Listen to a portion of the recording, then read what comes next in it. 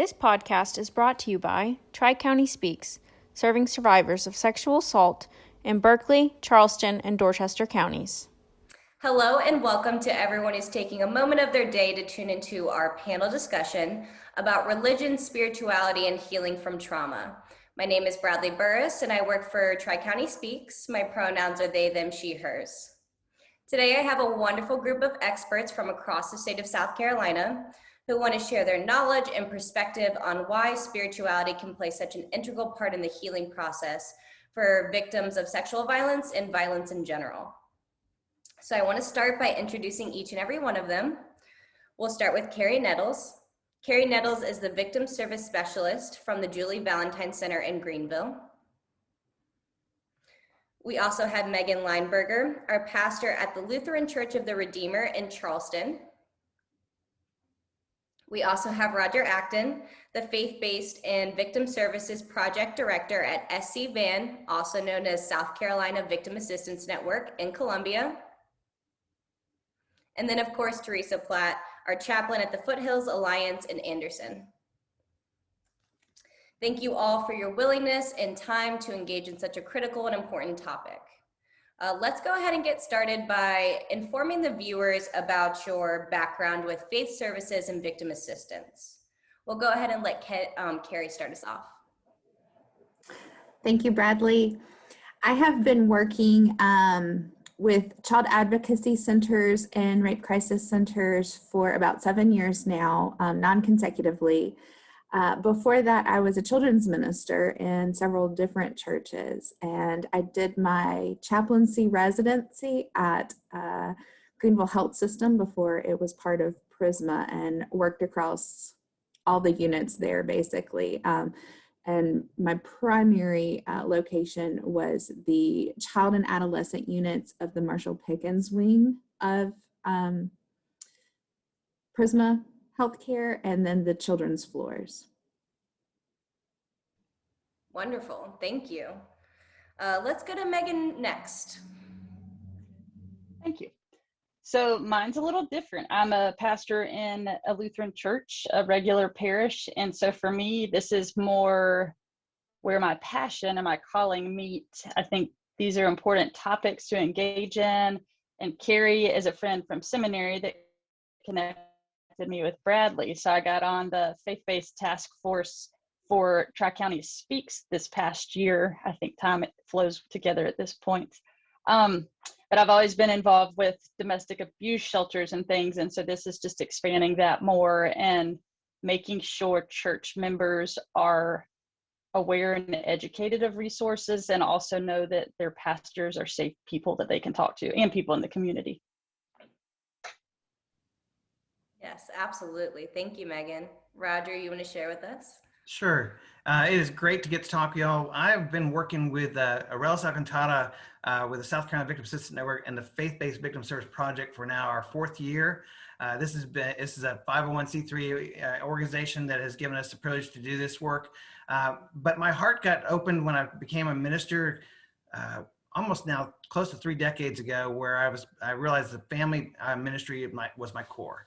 And I've been a part of singles, married couples, youth. I've survived youth, teen, done amazing things with children's ministry. I've seen God do great stuff. But as I moved through these ministries and got involved with about 14, 15 years ago with a project that had at the time Attorney General McMaster working with South Carolina Coalition Against Domestic Violence and Sexual Assault, we were brought in through the Baptist Convention to help out in this strategy of faith and victim service. The veil was raised. I knew about crisis in families, but I didn't realize this level of crisis. And so in that one project, that was where my heart got opened. And this work is going to be continuing to show that to me. And we're really excited to get to come alongside y'all today and share that heart further. This is a student always, and I'm glad to be a part of this talk today. Thank you, Roger. Thank you so much. And then, of course, last but not least, Theresa.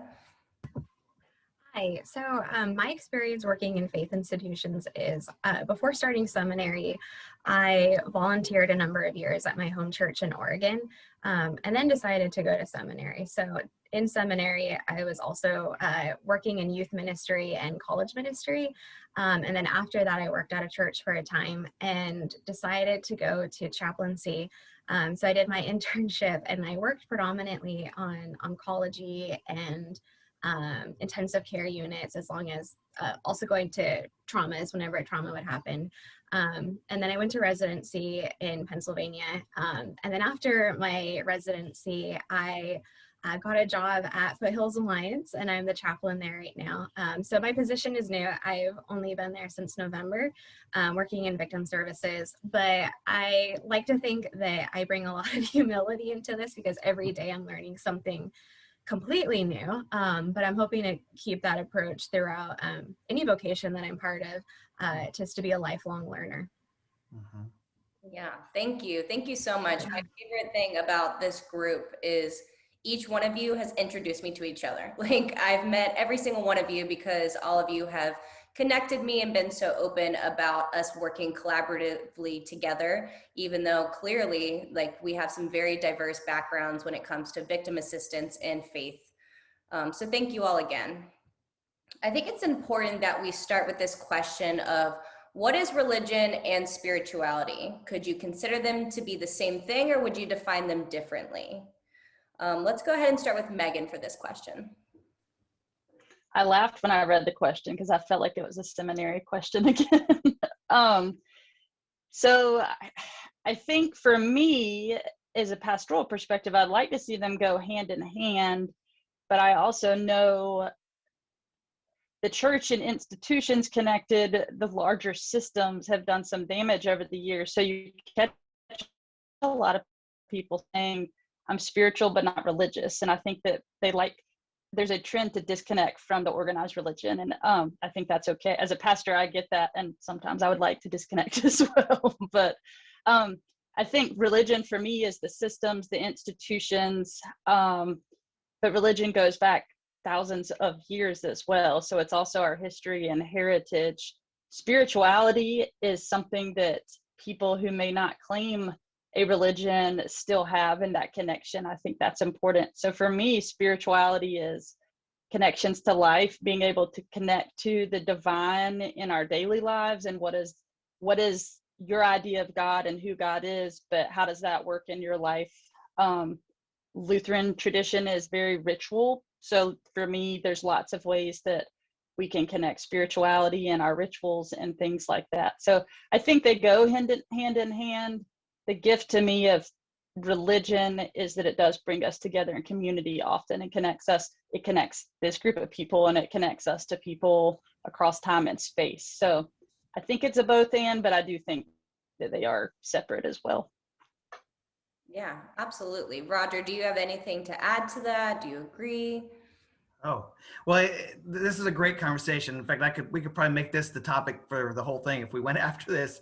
The aspect of it is funny when I'm asked questions nowadays, I apparently have this immediate urge to Google. So I just did my own fun Googling before I started putting my own thoughts out there. And it's amazing how much research and little cool PowerPoint images are out there to show the differences. And I just want to share one or two comments that I've got from the outside world first. They noted religion was practices, rites, rituals that I should follow. It is the right way or is it the wrong way type teaching? Is it the truth? Is it false? What's the principles of that? In spirituality, it's more of where do I find my meaning? What was the other thing here? Oh, how do I feel connected? And even in the how I should live. But I like this one, and it gave an extra comment that I loved, because I think this is what I've learned in working with all faiths in the spiritual part. Connect to something bigger than ourselves. It's a universal human experience. I love this phrase, a deep sense of aliveness and interconnectedness. That has a lot of letters in that word. And the last one is still others seek meaning through their connections with even art and nature. And that was the humbling part about this work. My faith is Christianity, but I've begun to realize in this aspect of coming along all these faiths, and even those that say I'm not of faith, they can still have a spirituality in their life that I need to honor. And in our victim work, we'll talk more about that, but looking forward to honor that spirituality in their lives. Yeah, thank you, Roger. I agree. I like how we're having a conversation about how spirituality is more connected, it seems, to individuals despite religious beliefs. Theresa, would you add anything to what Roger said? Yes, I think for myself, spirituality is meaning making. And so religion can be part of your spirituality, but it can also mean that, like Roger said, it could be nature. But I also think that it could be your relationships, works of service, whether that is art in creating something or you're seeking social justice.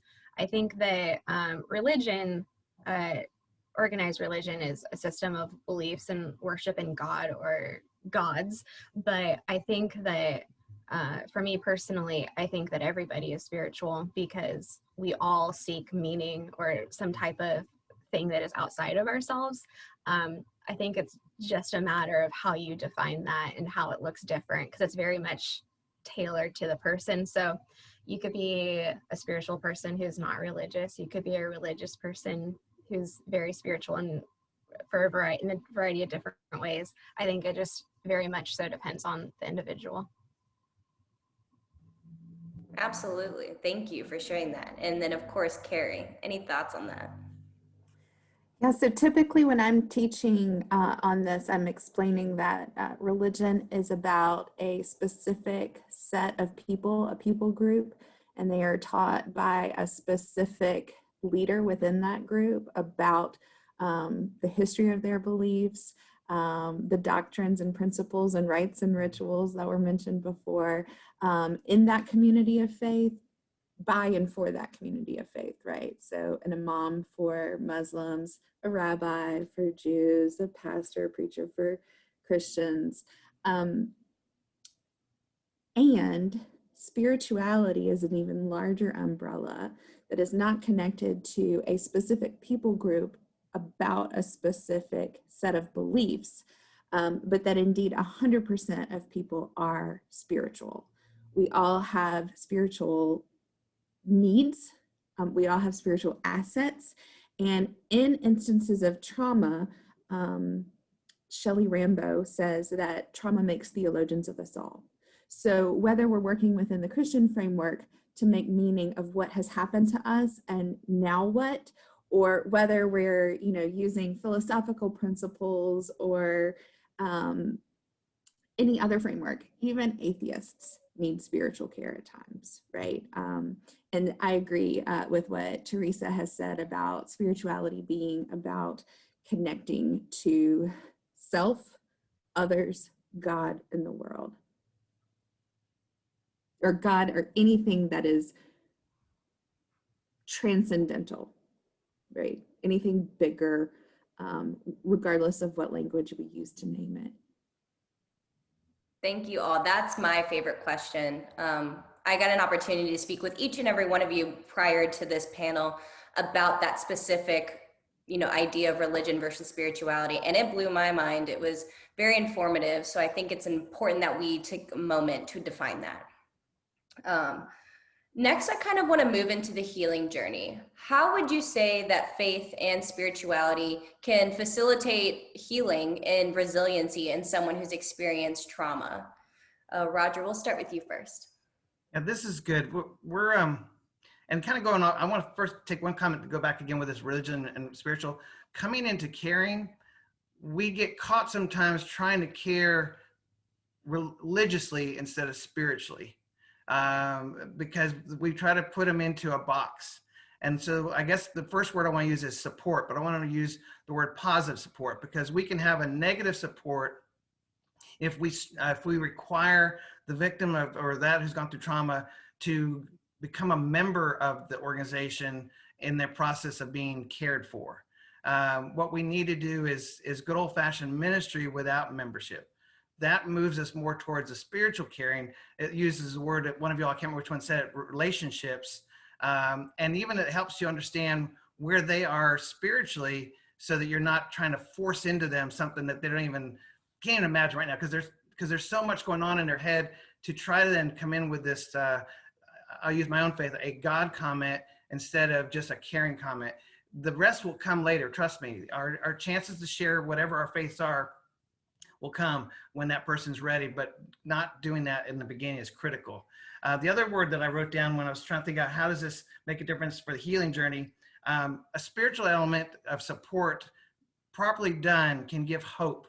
And that hope doesn't always have to be a program, but it can be simply just listening. If y'all, those that don't know me yet who are listening to this recording, I do love to talk. But what I'm being taught daily is I should have kind of a cartoon image of very large ears and a very tiny mouth. Because in times of working with those in trauma, they need someone to listen to them and listen to them and listen. And they don't need to be fixed, which is often a part of a religious structure of a ministry. We just need to listen and care. In that process of caring, then we can get to those short-term needs and build long-term. By the way, this other aspect of faith and spirituality coming into this is not a short-term project. If we're really building on relationships, to me, and this is the heart of what I'd hope would be a part of all our faiths, is to have long-term care. Because we get to go through life now with this person, whether they've already been a part of your faith ministry or they're new. One last story to go with this, and I'll pass on this conversation. I saw when a person who had been a victim of abuse, who had background in faith and also a country that was distinctive outside of ours, they asked for help to get someone from that faith and someone of that country. With the help of folks called Interfaith Partners South Carolina, we were able to get the connection for that faith support and actually end up happening to be connected to their country outside of the United States. The joy that comes in that moment of having that known support, huge difference for that person. And I know there's more stories out there that we are having more impact when we give them that opportunity. The other side of this comment, I must make a key comment. We do not also need to force the priority of faith or spiritual support to a victim if they don't want it. No matter how much we think it might benefit them, that is not the time to move into some type of proselytizing strategy to get them to have a faith leader come and listen to them. So we need to make sure we do it properly with care, and then allowing them to have that hope, and making sure they realize too that out of this, it's a collaboration of us working with the victim advocates and showing them that partnership is valuable to us too. Thank you, Roger. I really like that visual of big ears and a small like cartoon mouth, right? Like it's very spot on. It's important that we do active listening and listen to people in crisis. Theresa, what would you say is an important part of the healing journey, and how can faith and spirituality facilitate that? So I think that when a person experiences trauma, that their viewpoint changes, or maybe their relationship with the world and themselves is different after that. And I think that spirituality, something that brings you meaningfulness, is very helpful for somebody who is then on a journey towards healing or recovery. And I think that on top of that, that oftentimes people who are religious seek to have support within their faith community. And so it's important that if you are somebody who is part of a faith community, that you are trauma informed, and so you have an understanding of how to come towards somebody with compassion and also offering respect and safety. At the bare minimum, that you should offer safety and respect and compassion, because I think that we're all journeying in this life. And so if you are able to, instead of running away from somebody after they've experienced trauma because you're uncomfortable, that you are able to partner with that person and journey alongside them as long as it is appropriate to. I think that that is what religion and spirituality offers for people, at the being very, very minimal on that. But I think that spirituality, whether it's something that you do by yourself, I think that that offers you a source of meaningfulness after trauma, and also a source of seeking beauty within the world after you've experienced something that is horrific.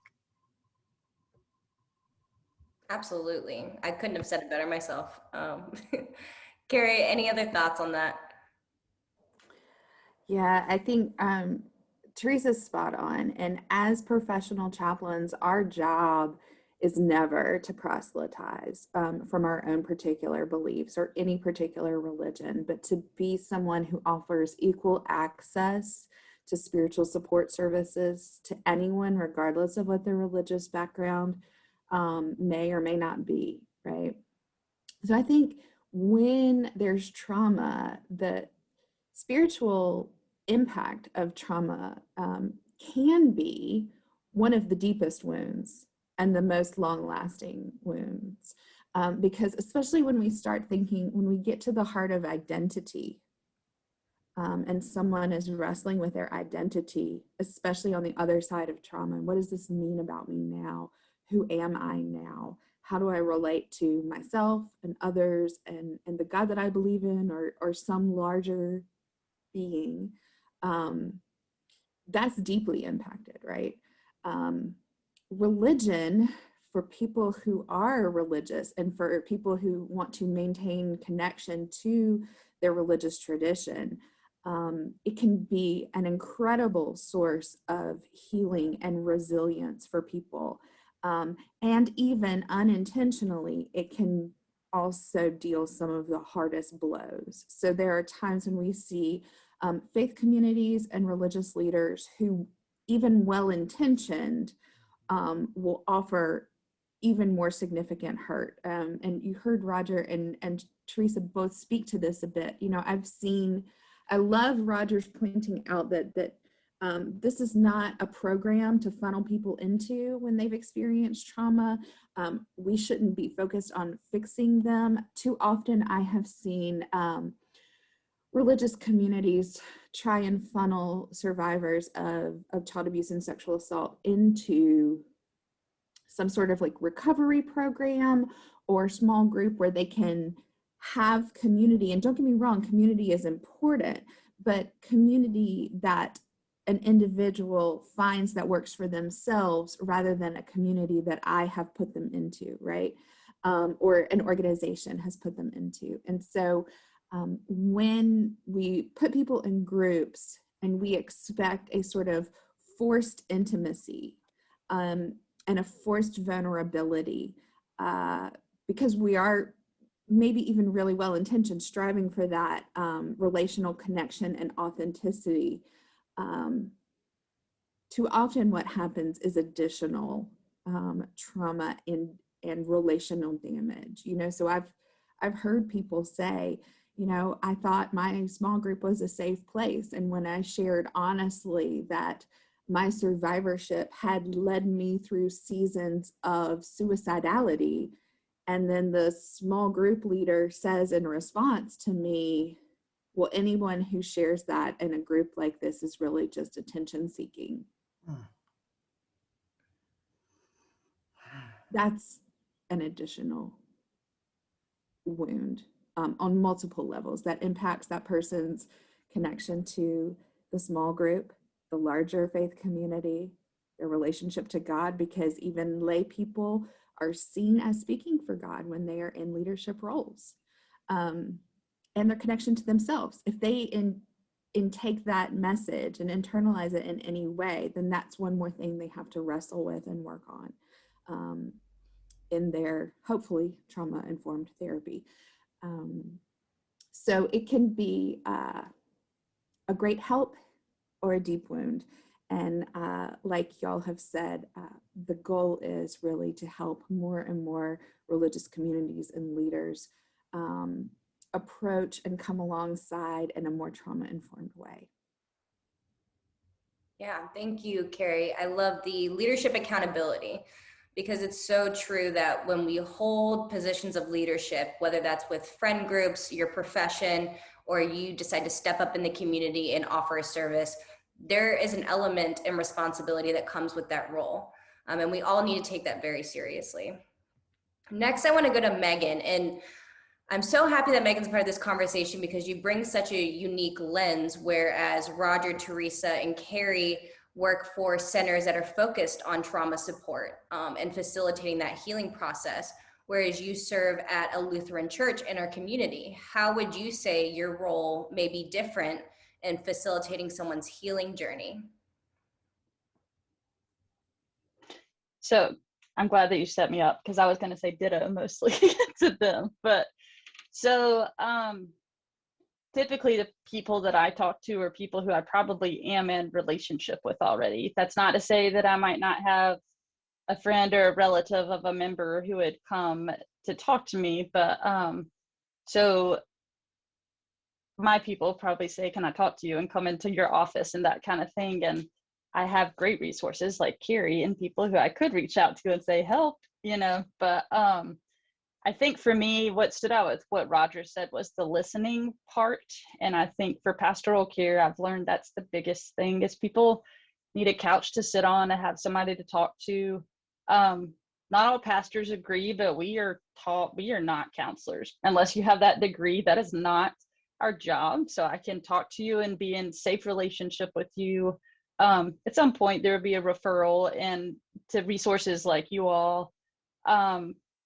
But I think the storytelling, a place where people can tell their story, and I might be the safest person they can talk to at the time. And then finding resources. But I think the gift, I think right now we're in Holy Week. So from my Christian perspective, strictly, we're in Holy Week, which reminds us that like literally there's nowhere and no suffering you can go through that God isn't willing to go with you. And so when I was writing notes for this, I was thinking like, Jesus died, and like we believe Jesus descended to hell. So Jesus has suffered the worst. So for me, I share that to say, we listen to stories and give people a voice and space to use their voice and tell their stories. But with the long-term relationship, also, hopefully they're hearing stories as well that help them connect to the bigger picture of, those are where the gifts of religion are helpful, because you can say, oh, there's stories in the Bible that are like this, and it's not all sugar-coated love, and some of the Bible is murky, and every religion has that too. So I think my role would be supportive, relationship, listening, and hopefully also helping them hear that they are never alone, both because somebody like me is here, but also because the God that I believe in walks with us through the darkest stuff. Thank you. Hey, Bradley, Yeah. can I tag in there? Because I just, something you said resonated really strong. Megan, you made a great comment. We need to tag out to our referral resources. We need to have our speed dial, whatever it is called now today, set up on our phones to those books, because you're right. We, my pastor, when I had a first major church work, told me that I am basically a ministerial listener. And when I hear certain things, call out for help. Usually that meant calling to my assistant and acting like I needed to check on something with her, and then getting the right services support set up right away, and having also that relationship prior to the crisis moment with those folks. So two things. One, don't feel badly when you have to tag out, if those ministers that are hearing this. Two, victim advocates, whether it's from your side reaching to them or them reaching to you, you all need to connect before the crisis happens for that pastor, that priest, that imam, because these relationships prior to that gives them even hope in the middle of their trying to care for one of their members, as you just said, Megan. In fact, I think that also I heard in our conversations in this topic, the word trauma-informed, or words trauma-informed. We all in this group would love to continue this conversation beyond this recording to give you hope on how to be trauma-informed, because that also helps you not gasp as much. You'll still gasp. In fact, I pray as I talk to this group, I don't stop gasping, but you won't be paralyzed by after the gasp. You'll know what to do next. In fact, if I could, and I'm going to, and Julie Valentine, sorry, you guys would love me for this, but Laura Thane and Jay Kiev did a talk recently, and When Faith Hurts, which I highly promote, and we will tell us again about how to get involved with it. But I want to read this quote. It says, what it looks like, the heart of a survivor. It isn't about the abuse itself that's the hardest thing to deal with. It's the fact that they took God away from us. They made God out to be someone to hide from, someone to fear, one who shames and humiliates us, someone who turns his back when children are harmed and then mocks and shames the child further. That God I still fear. That God I see turning away when children plead for help. He turns his back when children fear through the nights. He doesn't hear or care. He lets the abusers be honored while the abused are mocked. I desperately wish I could rid myself of that picture. I know it isn't true, but it was all I knew for so long. When people describe God or Jesus or someone to draw close to like a father, I feel physically sick. I feel panic. I want to run and get as far away as I can.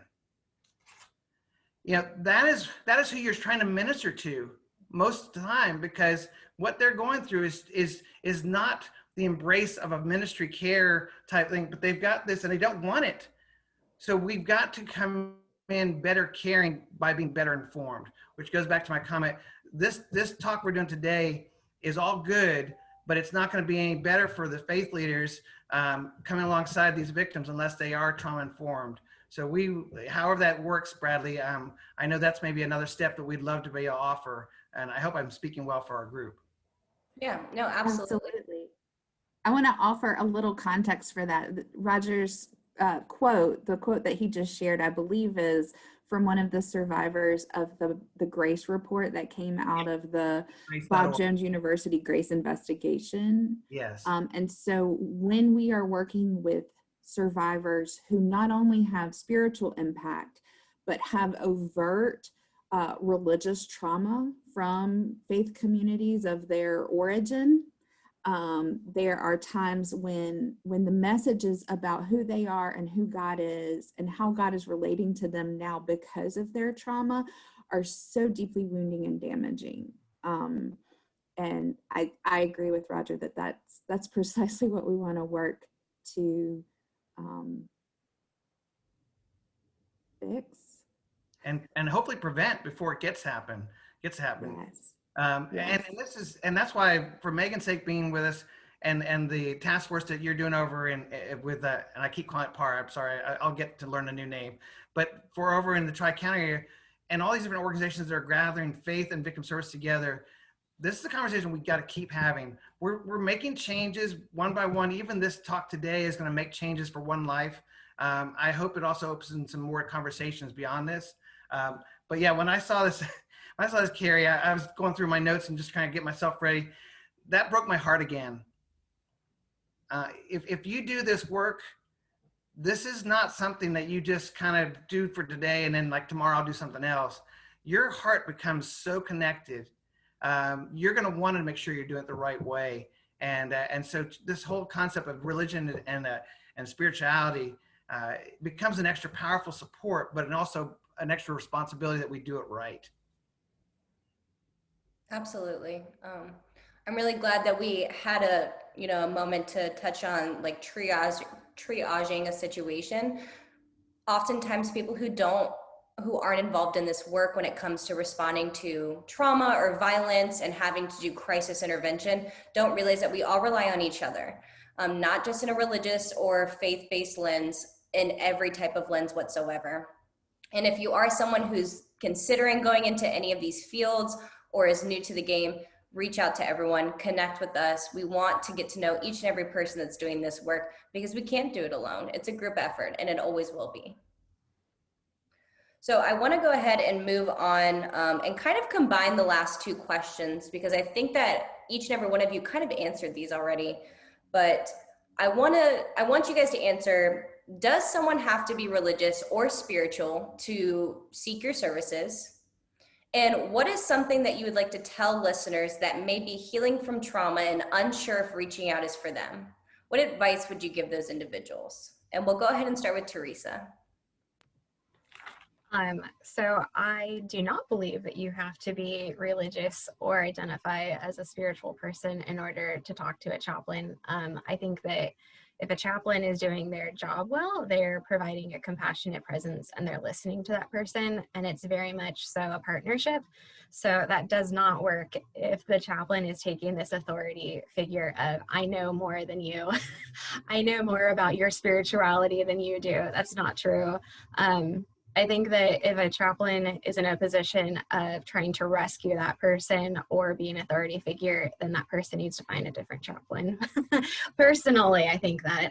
And I think that the advice I would give to somebody who would like to reach out to any of us here is that you are welcome, and that we will provide safety for you and respect, and please don't hesitate to do that. We would love to listen to you, what you have to say, because your story matters. And is there a best way for people to contact you if they want to speak with you specifically? Yes, if they would like to speak with Chaplain Theresa at Foothills Alliance, just call our office. We have a hotline number, and if you call that and just say that you would like to speak with a chaplain, they will patch you through. It depends on what time you are calling. It might take a day before I'm able to reply, but I would love to hear from you. Awesome. Thank you so much, Theresa. Thank you. All right, Carrie, same question for you. Does someone have to be religious to seek your services? And what advice would you give to someone who's maybe a little hesitant about reaching out? So I just have to ditto everything Theresa said, really. If we are good at our job and acting as professional chaplains, then we shouldn't be in a power of authority or using that over you in any way. I like to use two different images to talk about chaplaincy, particularly in this context. It's a little different when you're inside the hospital. But I am like a resource librarian, and I am like a Sherpa. So I can help you carry the load as you go, and I can index various resources for you. So as a chaplain, I shouldn't be setting the agenda for you. We should be empowering you to set what your goals are for what healing looks like for you. Some people come in with very specific questions that they're wrestling with. Questions like, why did God allow this to happen to me? Or what does my experience of trauma mean now about the sovereignty of God? How do I make sense of the sovereignty of God? So whatever those questions are, or just this general distress, I don't know how to relate to my beliefs in the same way anymore. My job is to offer you resources around that, not to teach you what to think or how to think, right? And again, dittoing Theresa, you can find my contact information on julievalentincenter.org. You can email me at cnettles@julievalentincenter.org. You can call our office and say, I want to speak to the chaplain. Again, they will patch you through. It may be a day or so before I get back to you, because we are also working in trauma. We are also answering hotlines and meeting with people who have already set up appointments with us. But the thing that I want you to know about, regardless of your religious or spiritual identity and background, my job is to be with you and for you no matter what. That there's nothing that you can say about your beliefs and your relationship to any religion or any deity that is going to be out of bounds in our conversation. You get unqualified, non-judgmental, calm, safe relational space to talk. Yeah, thank you so much, Carrie. I noticed we all smiled when you acknowledged how you are the resource. Carrie is very good at getting out any information that I've needed when it comes to faith-based work. So thank you for that. All right, Megan, same question to you. Does someone have to be religious to seek your services? What's the best way to contact you? And just any advice for anyone who's going through some traumatic healing processes right now? So I think I said it earlier, that typically the people I meet are going to be connected here in some way, if related at a minimum. You know, somebody knows, hey, go to the Lutheran Church of the Redeemer. But no, I don't think you have to be religious or spiritual. And honestly, I think there are people in our pews who still are struggling with what that means. So, I mean, our thing, and not all churches are the same, not all Lutheran churches are the same, but our thing here is all are welcome. You've got a place here for relationship and to to tell your story, and we'll walk with you. At a minimum, we'll walk with you to get the resources that you need to get you to that next step on the journey. I guess if I had something to tell people, I wrote notes from what you had given us ahead of time, Bradley. And I think a friend of mine who's a pastor in North Carolina said to me years ago that we were not created for abuse or brokenness, but we were created for wholeness. And I think that probably goes across all the religions. Like, I think we can all agree on that we were created to be whole and not broken and not abused. And so whatever script or story the world has taught you, that is not what your creator intended for you. You're not alone and you're loved. So hopefully you can find somebody like one of these spaces in your community, or there's wonderful chaplains out there, and there's wonderful pastors, and there's also the opposite. So then keep hoping and keep looking for somebody like us, and we'll get you to that safe person nearby. If you need me, if you're in the Charleston area, I'm at Lutheran Church of the Redeemer. So you can call the church and they'll get you connected, and I would love to meet you. Thank you, Megan. Can I just say of Megan that she fits the bill that Roger described earlier. If you're living in the Charleston area and you want to reach out to a pastor of a particular church, if you want to reach out to Megan, at no point in time is she going to mandate that you become a member of her church or believe what she believes. Maybe I'm biased, but I know that. All right, Roger, are you ready to close us out with your advice? All right, you put the talker at the end. I'll do my best.